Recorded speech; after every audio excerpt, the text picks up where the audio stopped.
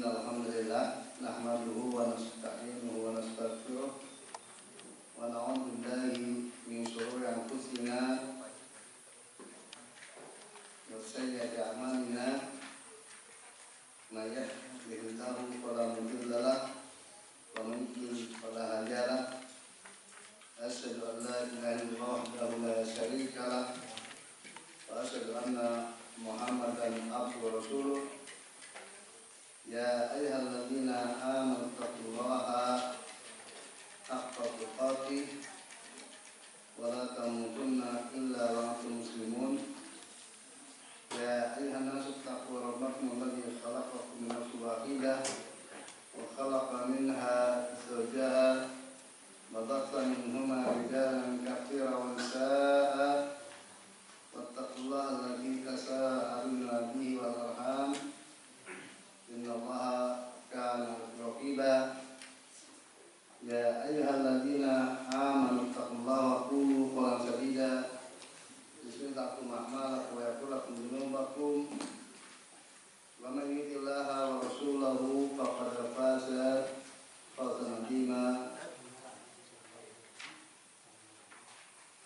Fa inna asrafal hadits kitabullah wa khairal hadi Muhammadin sallallahu alaihi wasallam wa syarrul umuri muhdatsatuha fa inna kulla muhdatsatin bid'ah wa kulla bid'atin dhalalah wa kulla dhalalatin finnar. Ikhwati fiddin rahimani wa rahimakumullah. Alhamdulillah kita panjatkan puji syukur kehadirat Allah Ta'ala atas segala nikmat dan karunia yang Allah anugerahkan kepada kita semuanya, termasuk kebetulan kita pada pagi hari ini dalam melanjutkan kajian kita kitab Syarh Sunnah karya Imam Al-Barbahari rahimahullah. Ya, pada pertemuan sebelumnya 2 bulan yang lalu ya,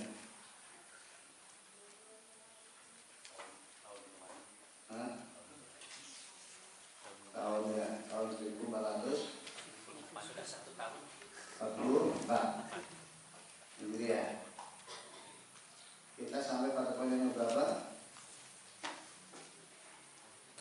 30? 28. Wal khilafatu fi Quraisy. Sekarang itu. Ya. Sekarang Muhammad Khurajan.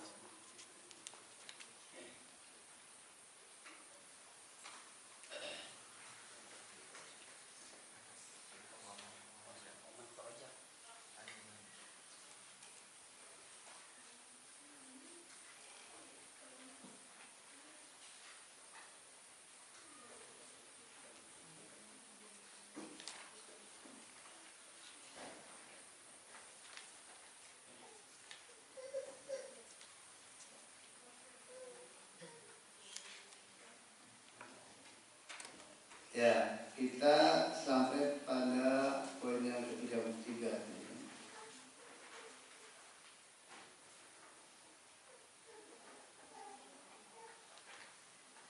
Mu'alif sampaikan Al-Imam Al-Barbahari rahimahullah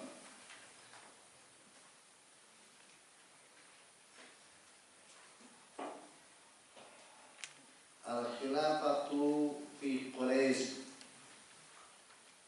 ila Isa ibnu Maryam alaihi salatu wassalam.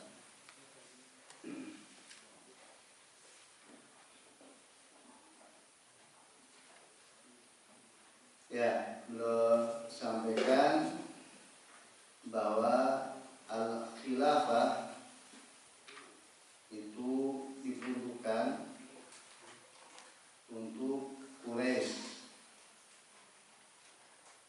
sampai turun Nabi Isa ibnu Maryam alaihissalatu wassalam.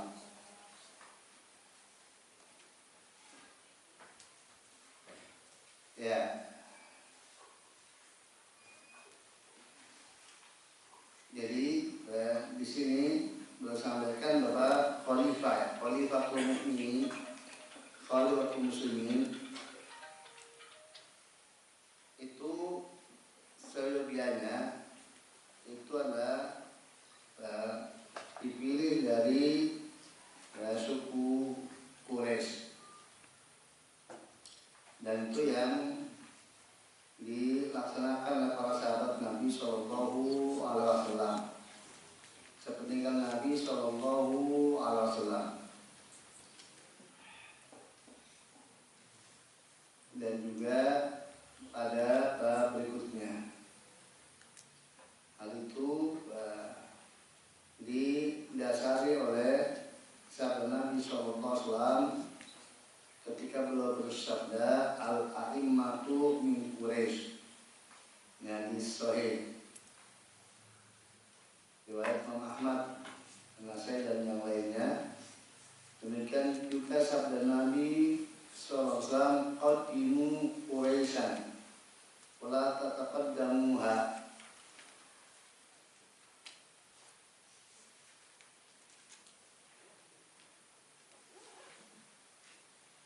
Dan kedepankanlah Quraisy dan jangan dia dikedepankan, dan dia didahului oleh yang lain.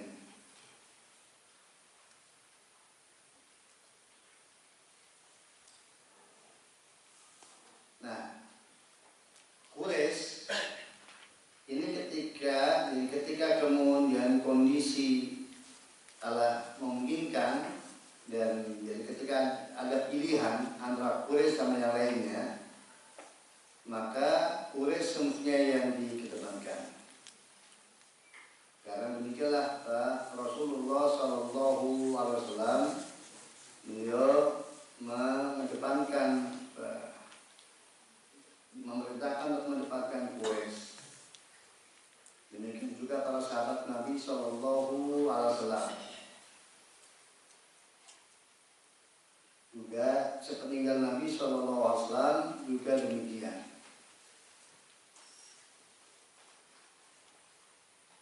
Tetapi kalau kemudian tidak berarti kalau kemudian tidak dari Quraisy tidak sah. Ketika kemudian ada pilihan yang memungkinkan Quraisy, maka semestinya Quraisy yang dikedepankan jadi penguasa. Khususnya pada penguasa Abdul Khalifah kaum mukminin. Adapun kemudian ketika kaum muslimin terpecah menjadi berbagai macam wilayah, dan setiap wilayah ada apa? Ada imamnya. Ya, maka siapa yang kemudian dipilih oleh al-hadi wal-ahdi atau kemudian ditunjuk oleh penguasa sebelumnya, ya tetap sah sebagai khalifah. Tetapi seandainya ada Quraisy, maka aula untuk kemudian menunjuk yang dari Quraisy. Nah, sunnah ini itu terus berjalan, jadi tetap hukum itu tetap berjalan sampai turunnya Nabi Isa alaihissalam, dan itulah kemudian yang juga dilaksanakan oleh kaum muslimin ketika kaum muslimin membayar siapa? Imam Mahdi Muhammad bin Abdullah Al-Mahdi, di mana beliau adalah dari keturunan Hasan bin Ali bin Abi Thalib radhiyallahu anhum.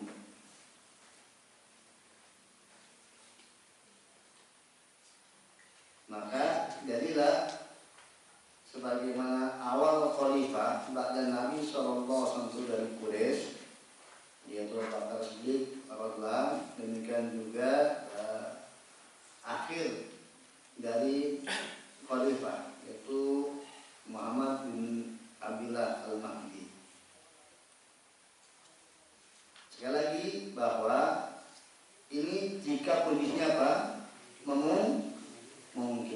Jadi sunnah yang terbaik khalifah itu boleh. Tapi kalau kemudian ya tetap sah. Ini Nabi Musa ada lain amalakum abdun hadasni. Jadi ketika kemudian kondisinya leluasa untuk kemudian menetapkan, maka bagi pihak yang berkewenangan untuk menetapkan semestinya apa? Ya, pilih Quraisy kalau ada Quraisynya. Ya. Dan soleh untuk menjadi pemimpin. Anda Quraisy tapi kemudian idiot ya. Ini soleh yang imam kan? Imam itu apa? Butuh pengelolaannya apa? Butuh kemudian penguasaan. Jadi artinya ini bukan harga mati. Maka kalau orang bukan imamkan. Jadi jika kondisi memang memungkinkan.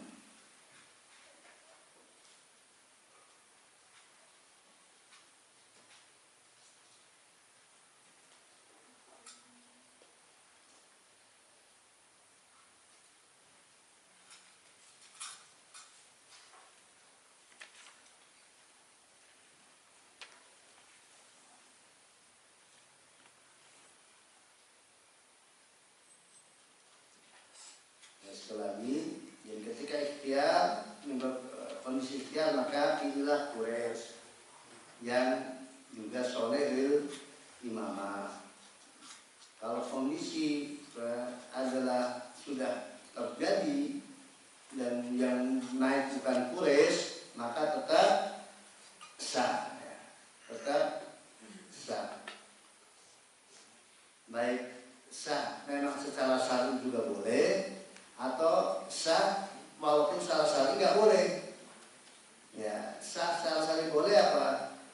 Ya karena ditunjuk oleh khalifah sebelumnya atau hasil musyawarah dari ahlul hal wal aqd. Ditunjuk oleh penguasa sebelumnya mungkin dengan sistem kayak kerajaan. Jadi kan itu ditunjuk dengan raja sebelumnya menunjuk Wal Ahad putra mahkota. Ini jelas nanti sudah penggantinya lah sudah ada. Kalau kemudian tidak berhalangan tetap untuk menjadi khalifah, atau dengan cara yang haram seperti al-mughalabah, itu apa? Kudeta dengan bentuk fisik, yaitu perang atau kemudian penggulingan fisik, senjata, menggunakan senjata, atau dengan suara, kalah suara, itu masuk di dalamnya. Ya. Terkudeta karena demokrasi, aturan yang dibuat sendiri. Ada yang sudah otomatis kalau dibatasi dengan masa dua periode, ya, itu kan tetap hasil kebijakan dari orang-orang yang membuat undang-undang. Nanti ketika pergantian dia masih dia berhak nyalon lagi, ya untuk bisa lanjut dengan apa? Dengan kemenangan suara.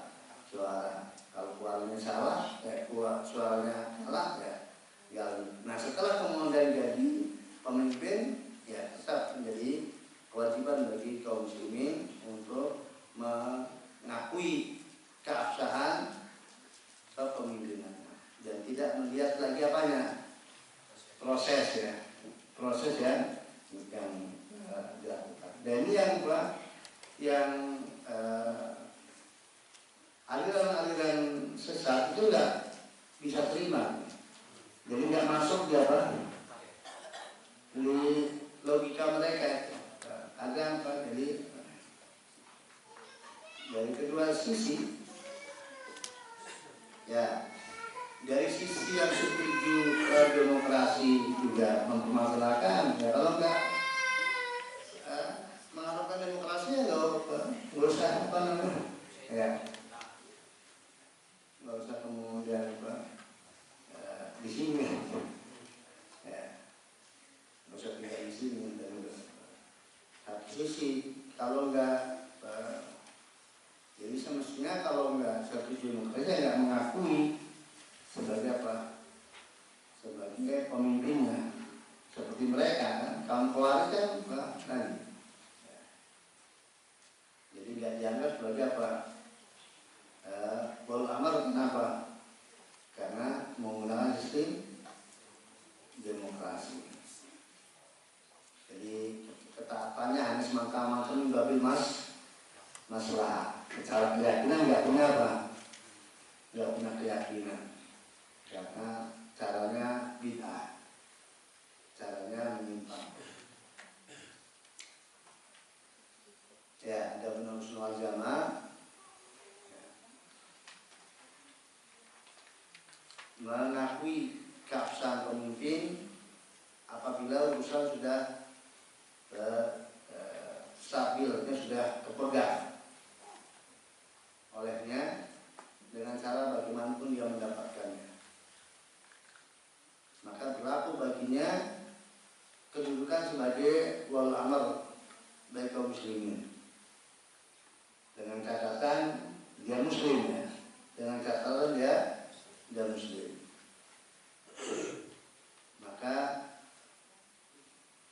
berlaku kepadanya status ulul amr dan melekat pada masyarakat kaum muslimin kewajiban-kewajiban.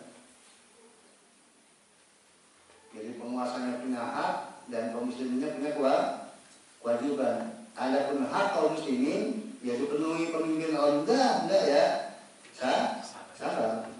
Dia enggak harus kemudian memaksakan diri untuk menuntut haknya. Bisa dipenuhi haknya, diminta dipenuhi enggak sabar dan mintalah kepada Allah Subhanahu wa ta'ala. Tapi tunaikan kewajiban sebagai rakyat, karena dia punya kewajiban untuk menunaikan kepada setiap pemilik hak. Wa yuqul ladzi haqqin wa yuqulu yakin haqqah. Setiap pemilik hak itu punya kewajiban untuk diberikan haknya, meskipun pemilik hak itu nggak menunaikan kewajiban. Dan hendaknya ini kita pakai dalam semua urusan. Jadi kaidah ini itu kita pakai dalam semua urusan, dalam hal muamalah dengan orang itu pakai ini.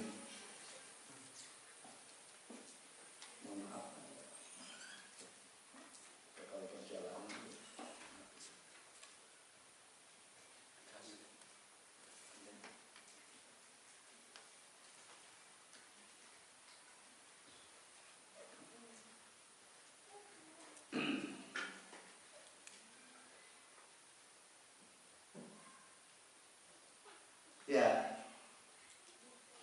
maka setelah belum menyampaikan tentang apa yang semestinya dipilih atau siapa yang semestinya dipilih untuk menjadi khalifah pada kaum muslimin, lalu bersampaikan Al-Mu'allif rahimahullah, wa man kharaja an imamin min a'immatil muslimin fa huwa kharijiyun qad syaqqa asal muslimin wa khalafa al-asar wa maniyatun jahiliyah. Beliau sampaikan barang siapa yang keluar dari imam kaum muslimin, yaitu dia menolak mengakui sebagai imam atau memberontak, membangkang, tidak mau tunduk karena tidak mau berbaiat, tidak mau mengakui pemimpinannya, maka dia khariji. Ya, dia adalah sebagai anggota aliran sesat Khawarij. Khariji itu adalah pemilik atau seorang Khawarij.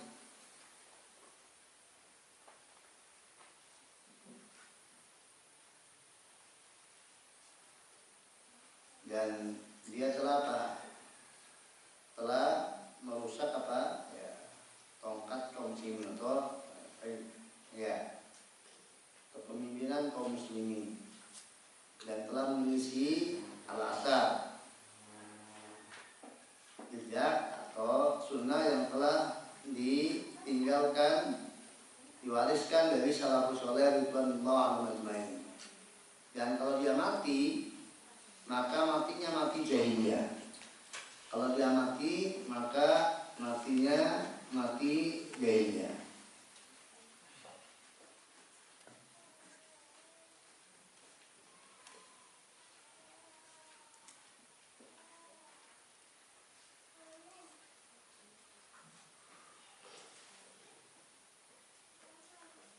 Rahimani wa rahmatullah. Jadi ini kewajiban dari rakyat kepada wal amr, al-asam wa ta'at, mendengar dan taat, dan tidak boleh khurus, tidak boleh keluar.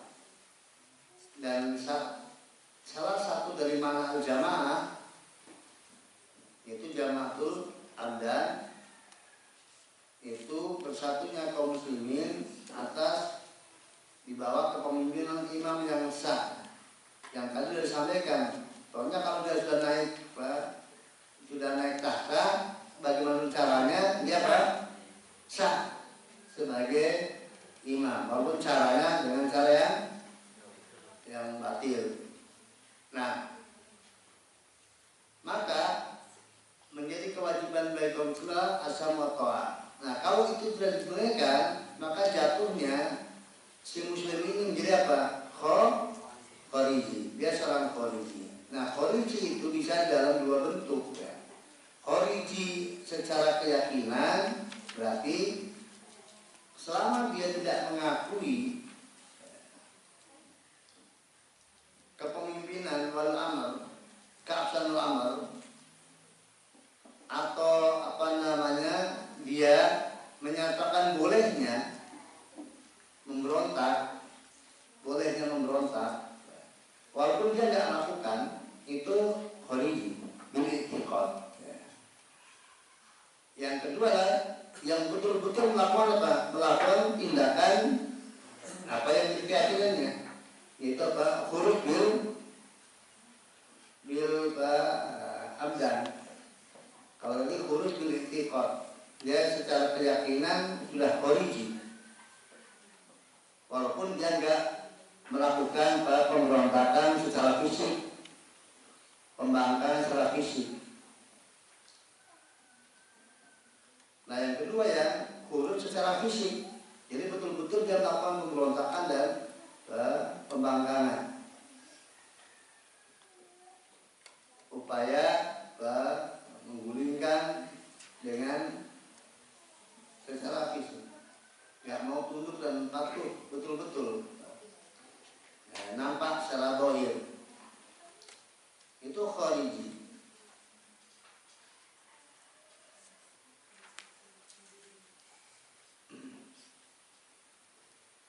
Dan sikap Khawarij itu berangkat dari apa? Dari pokok yang batil yang ada pada mereka adalah apa? Yaitu takfir kabair, takfir terhadap dosa besar. Kemudian mereka melihat pada amirnya ada dosa besar, maka dianggap sudah bukan walul amr lagi karena sudah kafir dengan dosa besarnya.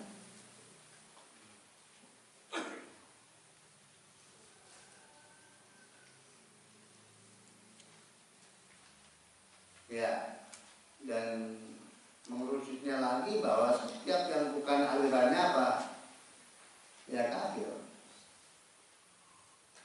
Maka ya otomatis walau amar harus dari apa? Harus dari alirannya. Karena yang bukan alirannya kafir yang ekstrimnya.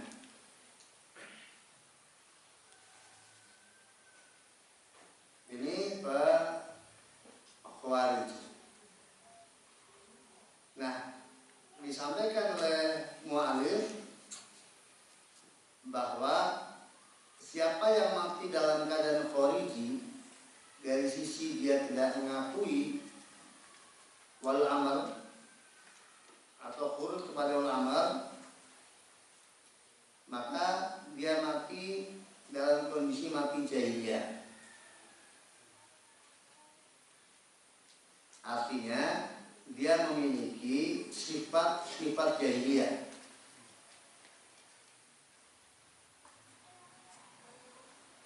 Nah, sifat jahiliyah itu pada diri seorang, jahiliyah yang melekat pada satu individu itu ada dua model jahiliyah. Yang pertama adalah jahiliyah mutlaqah, jahiliyah yang seutuhnya. Itu apabila dia khurij minal Islam, yang dia murtad dari agama Islam, dia betul-betul sudah batal Islamnya. Maka jahiliyah yang ada pada itu jahiliyah yang seutuhnya.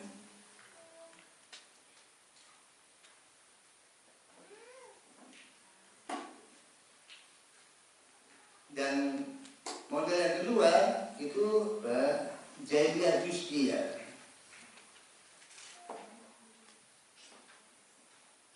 Jadi ada padanya unsur jahiliyah dan tidak melazimkan dia jahiliyah total. Itu perilaku jahiliyah yang ada pada seorang muslim yang bukan dari nawaqidul Islam. Karakter jahiliyah yang ada pada seorang muslim yang bukan dari nawaqidul Islam.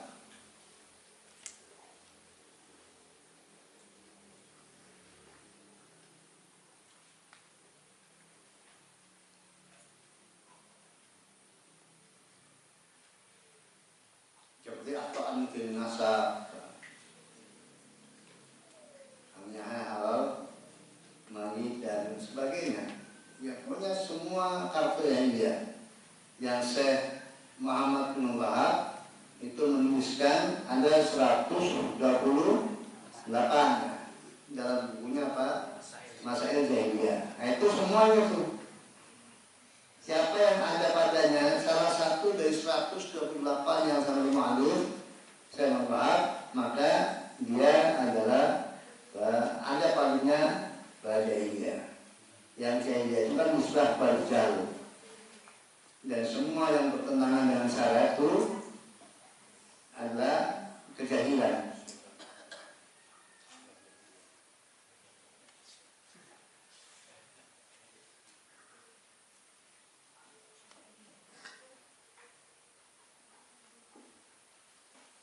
Ya, ini karakteristik jahiliyah.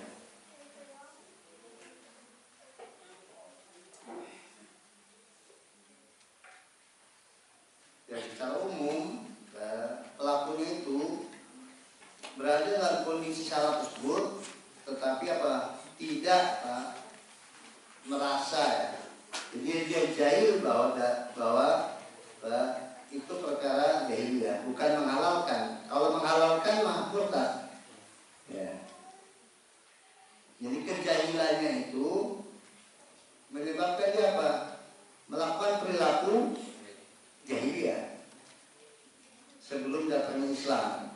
Jahiliyah mutlak itu kan masa jahiliyah itu masa sebelum adanya Islam. Maka perilaku yang ada pada mereka dengan kejahilannya, mereka melakukan perilaku-perilaku yang bertentangan dengan syariat Allah Taala. Nah, maka kalau ada orang Islam melakukan perilaku jahiliyah, ya maka otomatis dia adalah berarti kafir. Maka perkataan mu'alif di sini yang ini juga diambil dari sabda Nabi sallallahu alaihi wasallam, "Man mata wa laysa bihi bayah mata metatan jahiliyah." Siapa yang mati dan di lehernya tidak ada ikatan bayat, maka dia maksudnya mati jahiliyah.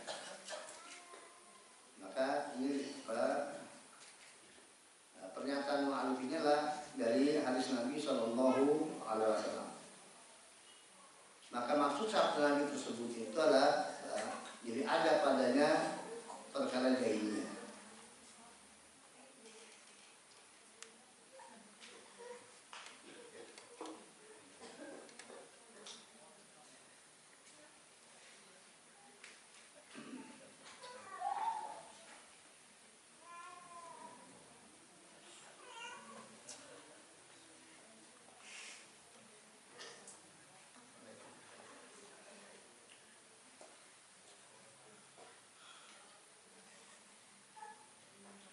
Nah, salah satu perilaku jahiliyah adalah khulus. Sebagaimana kita tahu bahwa kondisi masyarakat jahiliyah dulu adalah apa? Ya, isinya perang. Jadi di mana mereka sangat terbiasa untuk kemudian memerangi pihak lain, termasuk penguasanya.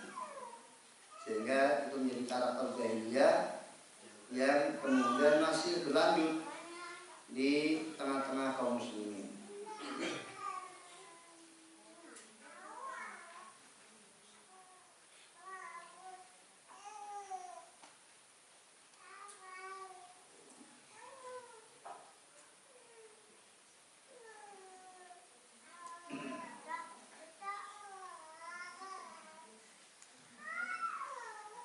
Ya, saya Fauzan sampaikan terkait dengan Khawarij. Jadi belum sampaikan ada dua alamat di sini. Yang pertama adalah khususnya mereka kepada wal amr muslimin. Yang kedua itu mereka mengkafirkan kaum muslimin dengan kabair. Dosa-dosa besar yang bukan syirik, yang di bawah syirik.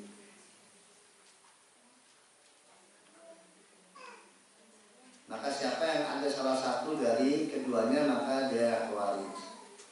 Dan tadi khurus ada dua kan? Ada khurus secara i'tiqad dan khurus secara fisik. Nah, kalau secara i'tiqad ya nggak diketahui kecuali dia ngomong. Tapi kalau secara fisik kelihatan.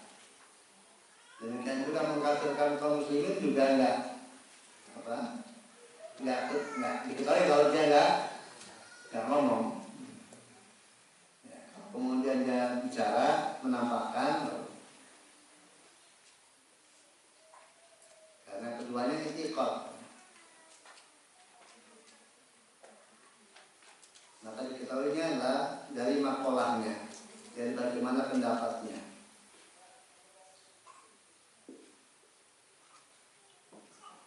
Nah, ketika kemudian divonis kalau khurus dari a'immatul muslimin itu adalah Khawarij, menunjukkan bahwa ini usul mereka dan usul Ahlussunnah wa asam atau itu pokok dari pokok Ahlussunnah. Menyelisihnya keluar dari daerah Ahlussunnah wal Jamaah. Dan dalam kasus ini yang menyimpangnya siapa? Khawarij. Khawarij di akidah Khawarij yang menyimpang ini diadopsi juga oleh siapa? Oleh Mu'tazilah. Jadi dalam hal ini Khawarij sendiri dan Mu'tazilah itu adalah sama, yaitu membolehkan urus dari wal amr kaum muslimin. Dan secara umum itu dimiliki semua aliran sesat.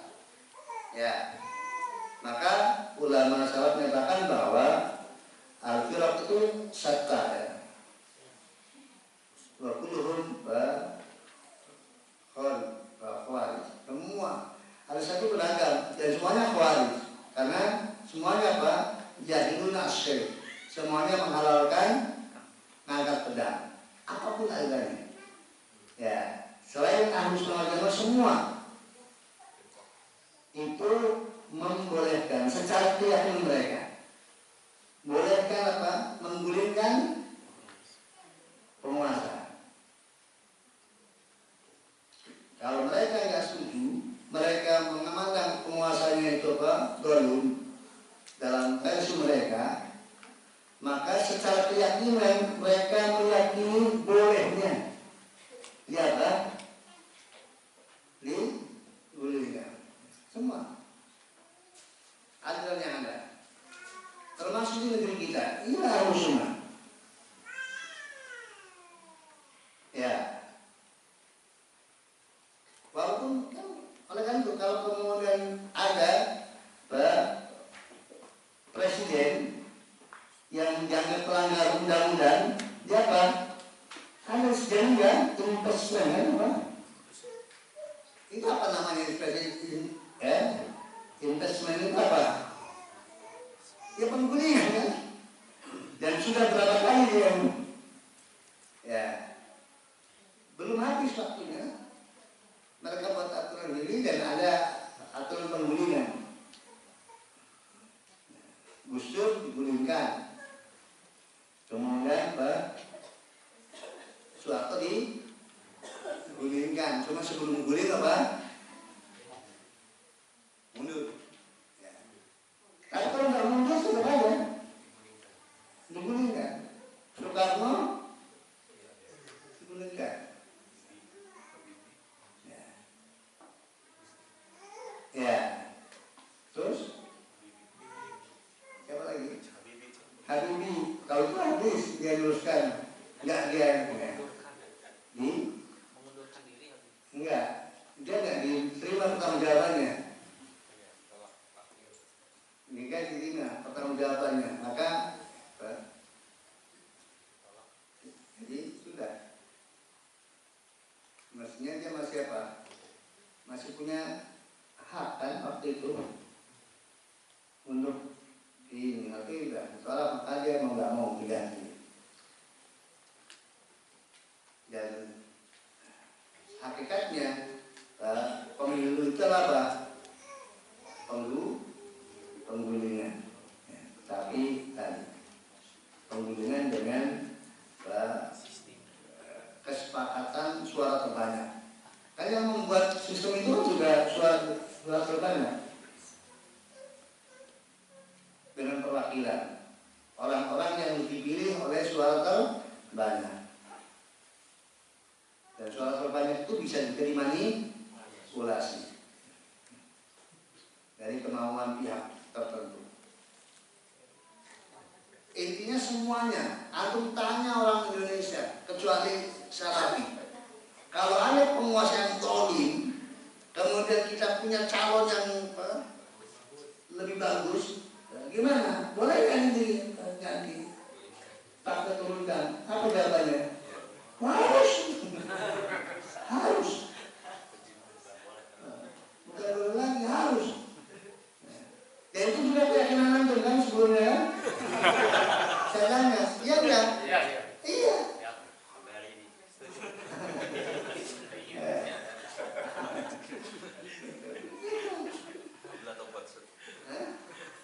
Oh ya, maksudnya belum. Kata Abu Zaid, sampai hari ini sebagian. Hati-hati, antum jatuhnya bahwa khariji bil harus dihilangkan itu. Harus dihilangkan. Ya. Harus dihilangkan. Walaupun gregetan sama penguasanya. Jadi sabar dan tidak boleh punya keyakinan tadi. Bolehnya bolehnya.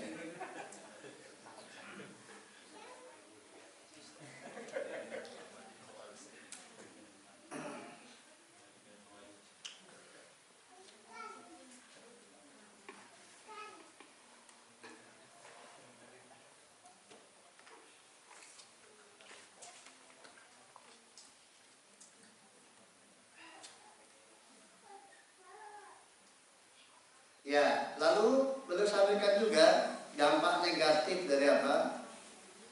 Dari huruf ya, kepada wal amr. Melepaskan diri dari ketaatan kepada wal amr, maka akan berkonsekuensi satu, tafriq jamaatul muslimin, memecah belah persatuan kaum muslimin. Yang kedua, safu dima bil ghairi haq, itu menumpahkan darah tanpa yang otomatis, karena susah kudeta tanpa apa? Pertumpahan darah. Kemudian yang ketiga, tasallutul adu, itu akan menjadi peluang untuk berkuasanya musuh, karena musuh senang dengan hal ini. Maka jangan dikira bahwa perpecahan yang terjadi di negeri Islam itu murni apa? Konflik internal kaum muslimin, bukan. Itu ada apa? Ada pengaruh dari pihak-pihak kufar yang memang mereka berusaha dan mereka senang, meskipun mereka apa? Dibalik apa? Dibalik kesannya murni perang saudara. Tidak, itu bukan. Itu mereka upayakan dan mereka berusaha yang mengganti itu yang mereka setuju, jadi yang mereka ridhoi, dan itu akan dibiarkan kalau ketaatan pada mereka. Nanti mereka lihat situasi dan kondisi yang menguntungkan mereka, maka mereka jelas terlibat dalam setiap kekisruan yang ada di tengah-tengah apa? Kaum muslimin.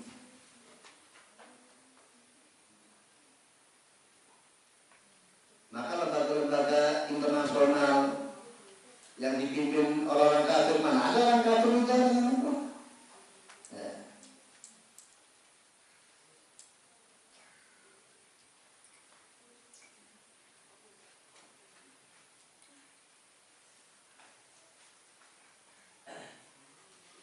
Sehingga semestinya kaum muslimin ya betul-betul kembali kepada sunnah. Nah kalau itu kalau kaum muslimin betul-betul kembali kepada sunnah, maka akan merepotkan orang-orang kafir. Tapi kaum muslimin sendiri tidak berpegang teguh kepada sunnah, maka menjadi bancaan. Kalau bancaan nggak tahu apa ya, hidangan yang kemudian apa dikerubuti banyak, kemudian apa dimakan bareng.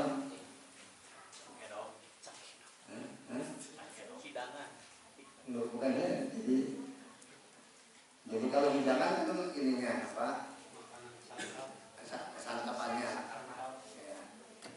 Kalau bancaan itu berarti dimakannya bareng-bareng maksudnya. Enggak ada istilah, kalau dalam bahasa bancaan itu berarti apa ya? Dimakan satu apa? Satu tempat itu apa? Ya, makan bareng-bareng. Disantap rame-rame itu, jadi santapan rame-rame. Iya, dinikmati.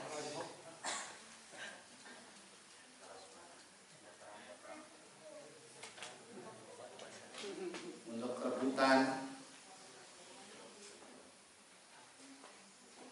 dan itulah realita yang ada. Karena kaum muslimin tidak mengindahkan sunnah Nabi Sallallahu Alaihi Wasallam untuk ada mengurus, untuk as-sam wa ta'ah. Maka berlanjutkan masih dalam tema ini, berlanjutkan rahimahullah, wala yahillu qitalul muslimina wala khuruj alaihi wa injar. Wa dzalika liqauli Rasulullah sallallahu alaihi wasallam Abi Dzar al-Ghifari isbir wa in kana abdan habasyian, wa qawlihi bil ansar isbiru hatta talqani alal haud. sunnah kita sultan fa inna fi fasadat dunya ad-din. Lalu bersampaikan rahimahullah tidak halal memerangi sultan karena dan tidak boleh khuruj keluar dari ketaatan kepada sultan meskipun sultannya zalim. Karena Nabi SAW bersabda kepada sahabat Abi Dzar radhiyallahu anhu, bersabar meskipun pemimpinnya seorang budak Ethiopia. Yang seorang budak ya secara umum nggak punya kemampuan memimpin dan akan kacau balau.